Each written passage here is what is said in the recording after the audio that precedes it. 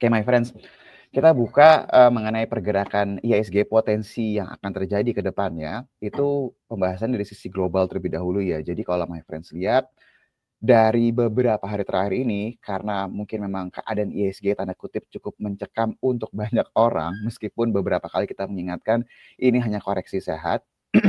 Salah satu matriks yang kita perhatikan adalah pergerakan dari sisi globalnya. Jadi kalau my friends lihat, nggak ada sesuatu yang sifatnya negatif dari sisi global.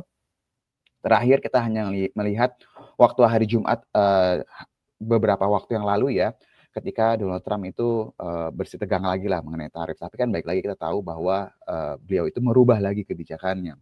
Dan kalau misalnya friends lihat sejauh ini baik bursa di Amerika Serikat, di Eropa, di Asia, kecenderungannya semuanya itu berwarna hijau atau berada di teritori positif. Artinya suasana atau cuaca dari sisi global itu sebenarnya kondusif banget my friends. Dan kalau kita lihat dari arah kebijakan suku bunga, ekspektasi pasar ini udah jelas.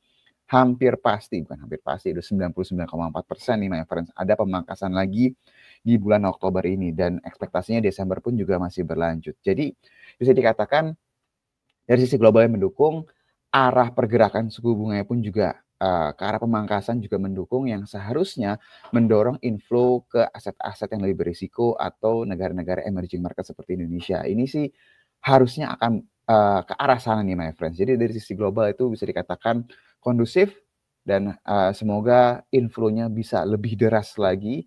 Karena tadi saya lihat Iwan udah sempat bahas ya di bulan Oktober lebih bagus. Jadi ekspektasinya ke arah sana nih my friends. Dari sisi globalnya oke. Nah, dari sisi dalam negeri gimana?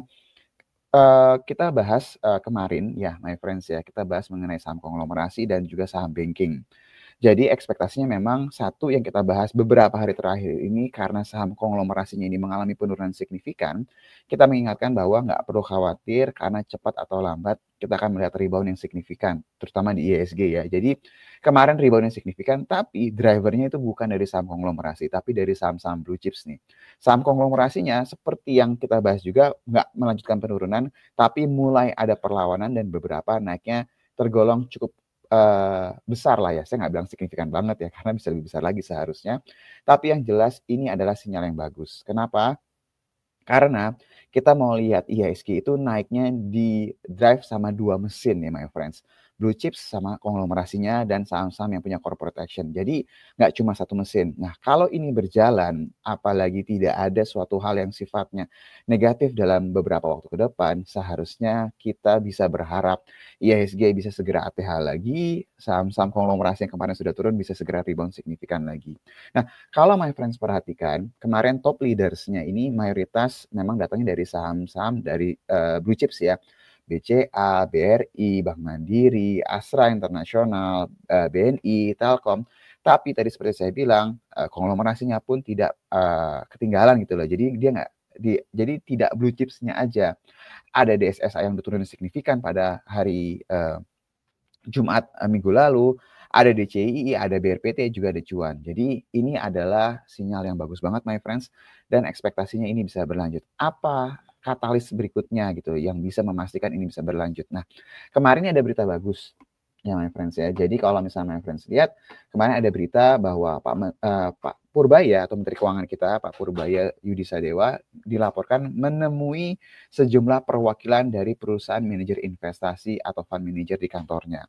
Dan dalam pertemuan yang berlangsung selama hampir 2 jam tersebut, Purbaya mengaku jika para fund manager ingin meminta penjelasan lebih dalam mengenai sejumlah kebijakan ekonominya belakangan ini. Ini adalah satu statement yang bagus ya my friends ya. Karena kalau seandainya mereka tidak terlalu mau mengikuti, justru itu kan nggak bagus kan. Justru kalau mau tahu, minta penjelasan, ini adalah sinyal yang bagus. Artinya mereka interest untuk bisa tahu lebih dalam lagi.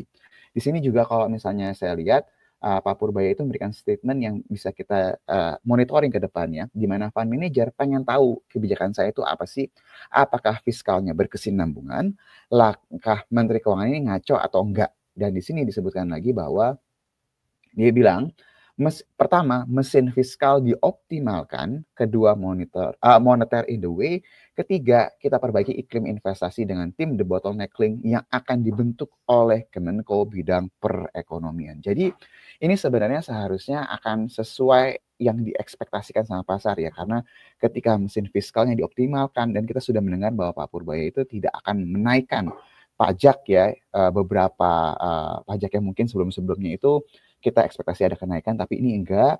Dan memang kalau misalnya kita lihat sejauh ini ekspektasinya Pak Purbaya itu pengen mendorong consumer spending nih, my friends. Jadi kalau dilihat dari keadaan ini, ekspektasinya seharusnya setelah pertemuan ini bisa memberikan efek yang lebih positif lagi untuk saham-saham blue chips. Karena awalnya dari pengen tahu, terus juga sudah dijelaskan, semoga sesuai dengan ekspektasi pasar.